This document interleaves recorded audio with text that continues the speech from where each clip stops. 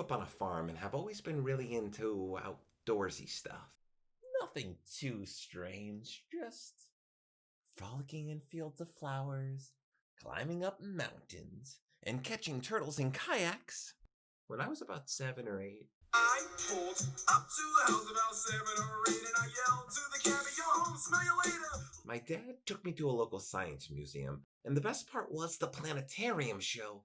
Now, some of you may be asking, what the frig is a planetarium show?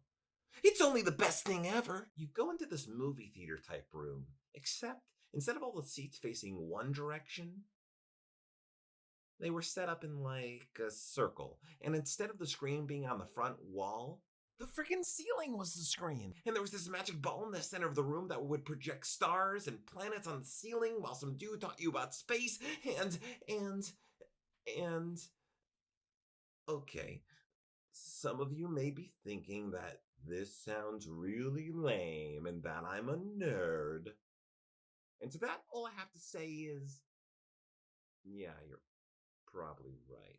But I thought it was cool, okay? Plus, back then we didn't have surround sound and IMAX and quadruple XD plus movie experiences, so to me this was really high tech. God, check your privilege. My dad and I ended up learning that there was going to be a meteor shower happening the next weekend, which I was so hyped about. What? Real shooting stars? That is so cool! I can't believe it! Holy llama!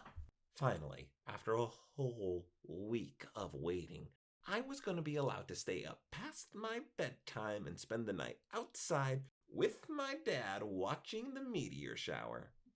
There we were, 2 men and a golden retriever. No, not my current golden Quinn. I think it was Riley. Or maybe it was Sadie. No, it was definitely Riley. I know, you think that these 2 dogs look the same, but shut up.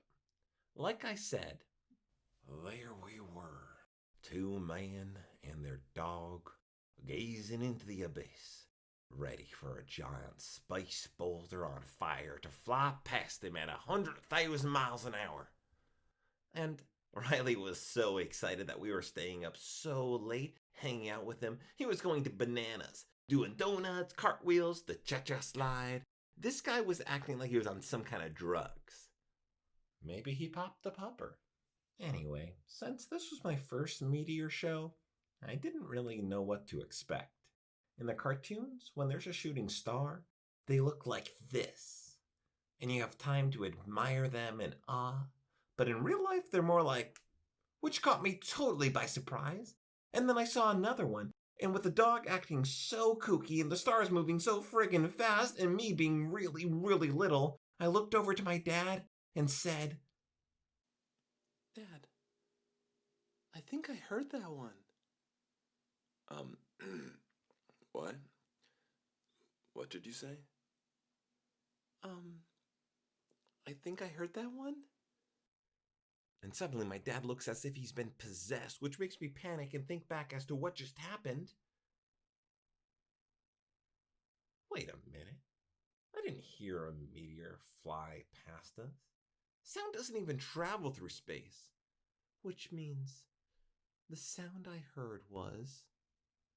he farted! And now my dad's laughing uncontrollably, and my dog is now acting even more high from my dad's toxic fumes.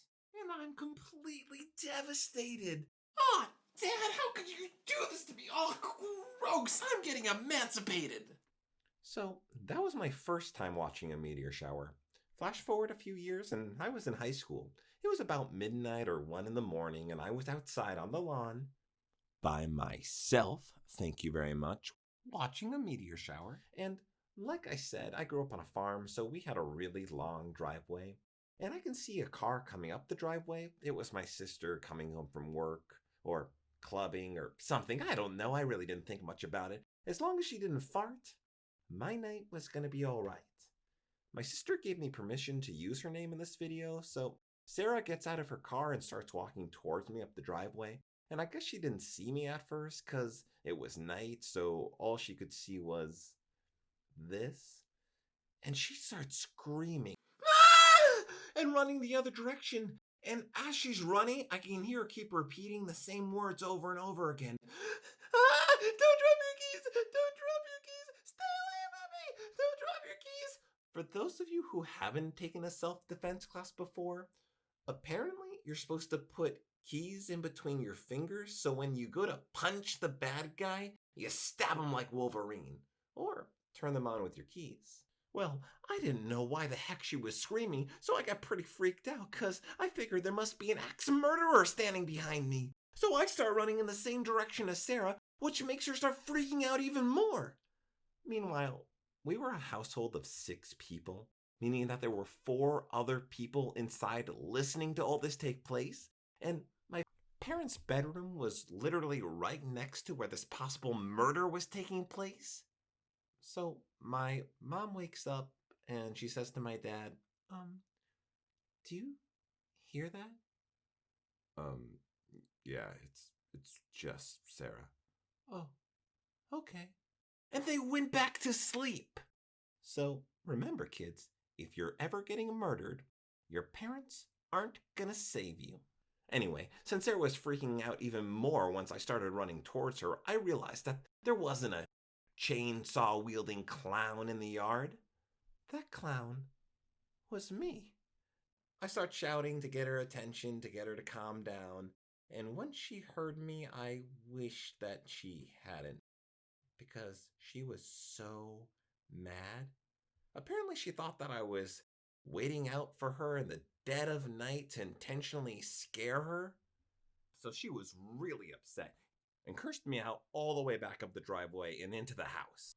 Jeez, what does a guy have to do to get a fart-free, murder-free meteor shower experience?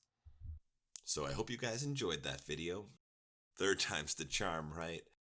I'm really hoping to be able to release 2 videos a month, but we'll see how that goes. In the meantime, you can check out and chat with me on those socials if you feel like it. Liking, sharing, subscribing would please the algorithm gods, so please do that. I also have a Patreon, and donating to that would let me do a lot more with the channel. Alright, peace out, and don't forget to brush your teeth.